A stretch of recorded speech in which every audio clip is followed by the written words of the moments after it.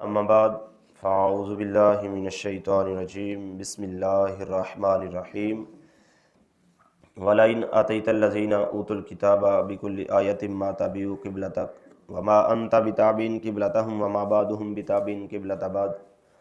وَلَئِنِ اتَّبَعْتَ أَهْوَاءَهُمْ مِنْ بَعْدِ مَا جَاءَكَ مِنَ الْعِلْمِ إِنَّكَ إِذًا لَمِنَ الظَّالِمِينَ صدق اللہ العظیم وصدق رسولہ النبی الکریم۔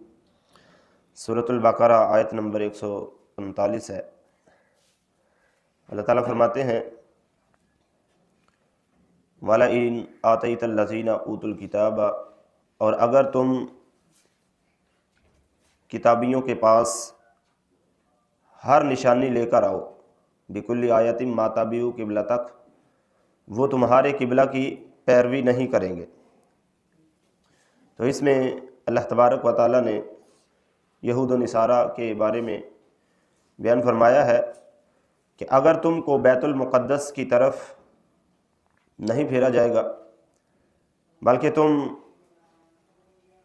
خانہ کعبہ کی طرف ہی منہ کر کے نماز پڑھتے رہو گے، مگر یہ جو کتابی ہیں یہودی اور عیسائی، ان کی کتابوں میں آپ کے حالات و واقعات جو ہیں وہ نقل ہیں، اور اس میں لکھا ہوا ہے کہ اگرچہ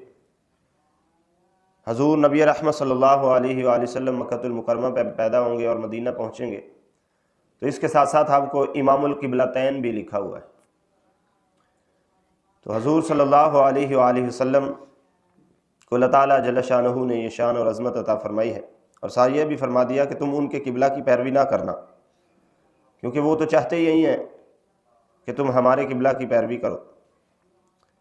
آگے اللہ تعالیٰ نے فرمایا وَمَا أَنْتَ بِتَابِعٍ قِبْلَتَهُمْ وَمَا بَعْضُهُمْ بِتَابِعٍ قِبْلَةَ بَعْضٍ، اور نہ تم ان کے قبلہ کی پیروی کرو اور وہ آپس میں ایک دوسرے کے قبلہ کے تابع نہیں۔ یعنی یہود و نصارہ جو ہیں وہ دونوں بیت المقدس کو قبلہ مانتے ہیں، مگر ان دونوں کا قبلہ جو ہے وہ علیحدہ علیحدہ ہے۔ یہودی جو ہے یہ اور سمت کو قبلہ مانتے ہیں، اور عیسائی جو ہے وہ اور سمت کو، یعنی مشرقی مکان جہاں پر حضرت مریم سلام اللہ علیہ رہتے تھی اس کو قبلہ مانتے ہیں۔ یعنی اس طرح کہہ لیجئے کہ مسجد اقصیٰ کے دونوں کونوں کو عیسائی جو ہیں وہ ایک کونے کو قبلہ مانتے ہیں اور یہودی جو ہیں وہ دوسرے کو قبلہ مانتے ہیں۔ تو اللہ تعالیٰ نے فرمایا کہ وہ تو آپس میں بھی اکٹھے نہیں ہیں، حالانکہ مسجد اقصیٰ بیت المقدس ایک ہی جگہ پر ہے، لیکن وہ ایک ہی جگہ پر ہونے کے باوجود علیحدہ علیحدہ قبلہ رکھتے ہیں، ایک دائیں کو مانتا ہے ایک بائیں کو مانتا ہے۔ تو لہٰذا تم ان کے قبلہ کی پیروی نہ کرنا، بلکہ جو ہم نے آپ کو قبلہ عطا کر دیا ہے خانہ کعبہ، اسی کی پیروی کرنا، اسی کی طرف منہ کرنا۔ آگے اللہ تعالیٰ نے فرمایا وَلَئِنِ اتَّبَعْتَ أَهْوَاءَهُمْ مِنْ بَعْدِ مَا جَاءَكَ مِنَ الْعِلْمِ إِنَّكَ إِذًا لَمِنَ الظَّالِمِينَ، اور اگر تو ان کی خواہشوں پر چلا اس کے بعد کہ تجھے علم مل چکا ہے تو اس وقت تو ضرور ظلم کرنے والوں میں سے ہوگا۔ تو اس میں اللہ تبارک و تعالیٰ نے علم آنے کے بعد پھر جانے کے حوالے سے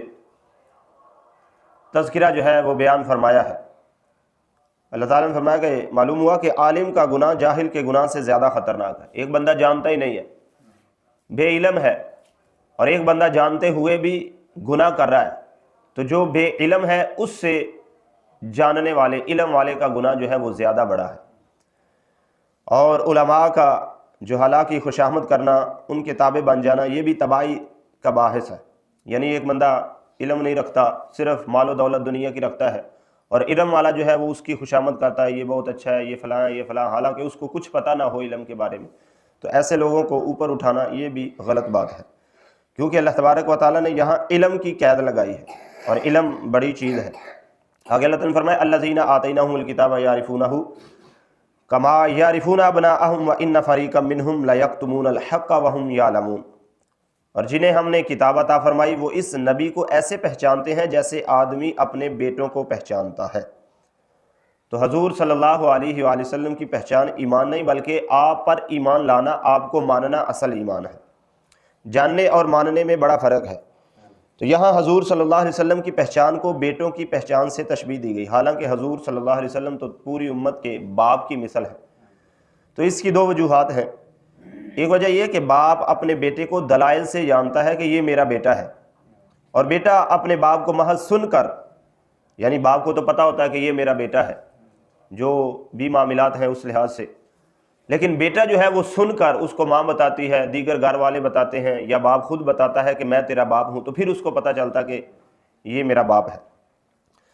دوسری وجہ یہ کہ باپ اپنے بیٹے کو پیدائش سے پہلے ہی جانتا ہے، یعنی ابھی بیٹا پیدا نہیں ہوا یا بیٹی پیدا نہیں ہوئی، جو بھی اولاد ہے، تو باپ پہلے ہی جانتا ہے کہ میرے ہاں اولاد ہونے والی ہے، یہ میری اولاد ہے۔ لیکن بیٹا جو ہے وہ اپنے باپ کو ہوش سنبھالنے کے بعد جانتا ہے۔ تو یہ جو کفار تھے حضور صلی اللہ علیہ وآلہ وسلم کو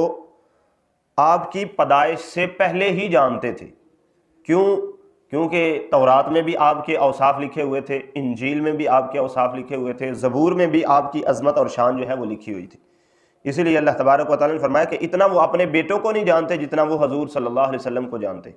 کیونکہ حضور صلی اللہ علیہ وسلم کی بہت زیادہ شانیں اور تعریفیں تورات و انجیل میں لکھی ہوئی تھیں۔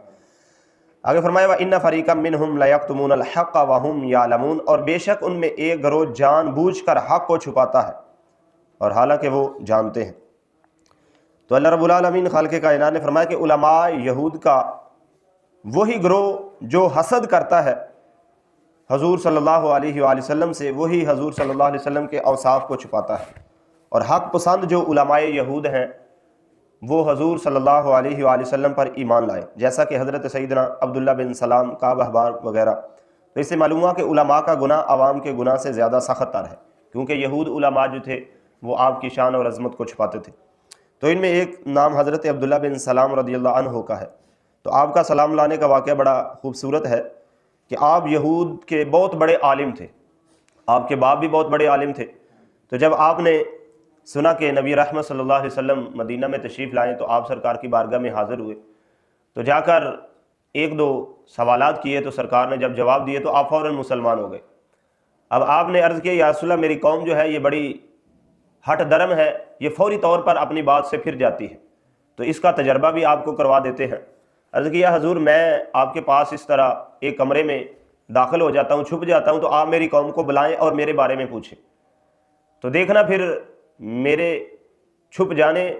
کے بعد یہ کیا کہتے ہیں اور جب میں ظاہر ہوں گا ان کے سامنے پھر کیا کہتے ہیں۔ تو سرکار نے بلایا،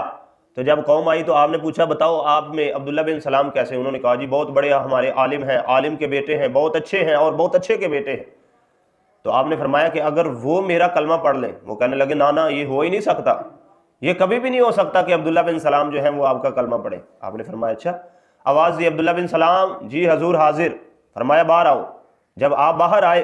تو آپ نے فرمایا پڑھو میرا کلمہ، تو آپ نے پڑھا لا الہ الا اللہ محمد الرسول اللہ۔ تو وہی قوم جو پہلے کہہ رہی تھی عبداللہ بن سلام ہم میں بہت اچھے، وہی پر کہنے لگے کہ یہ بھی بہت برا ہے، اس کا باپ بھی بہت برا ہے، اس کا خاندان بھی بہت برا ہے۔ تو سرکار کی بارگاہ میں عبداللہ بن سلام عرض کرتے یا رسول اللہ دیکھا میں نے کہا تھا نا کہ میری قوم بہت سرکش ہے،